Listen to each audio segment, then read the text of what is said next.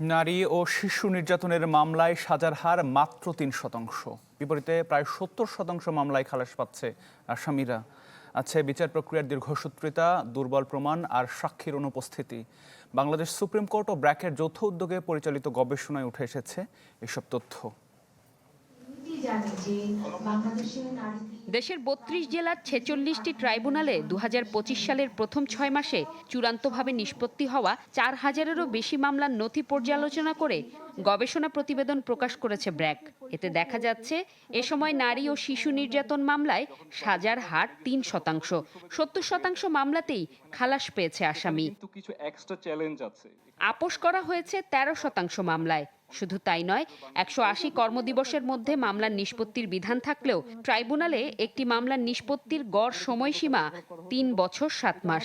আর প্রতিটি মামলার জন্য ট্রাইব্যুনালে তারিখ পড়েছে গড়ে ২২ বার। ১০টি মামলায় হয়েছে ১০ বছরের কম শাস্তি এবং ৫ বছরের কম এরকম শাস্তি হয়েছে ৫১টি মামলায়। অর্থাৎ আমরা দেখেছি সর্বনিম্ন শাস্তি হওয়া মামলার সংখ্যাই এখানে সর্বাধিক।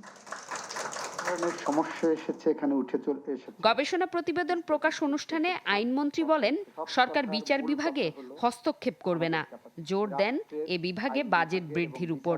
এছাড়া তনু হত্যা মামলার অগ্রগতি নিয়েও কথা বলেন তিনি।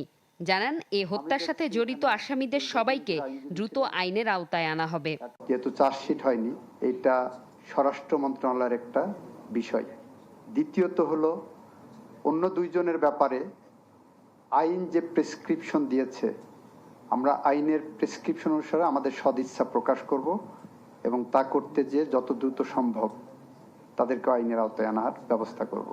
যারা কোর্টে আসার পরে বিচার। অনুষ্ঠানে ব্র্যাকের নির্বাহী পরিচালক বলেন, শুধু বিচার বিভাগের বাজেট বাড়লেই হবে না, ন্যায় বিচার নিশ্চিতে সংশ্লিষ্টদের সবার দায়িত্বশীল ভূমিকা জরুরি।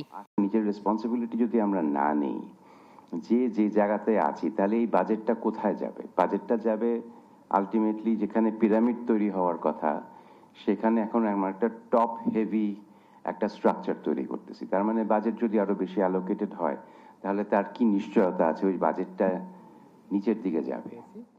জোমাতুল বিদা, চ্যানেল 24, ঢাকা।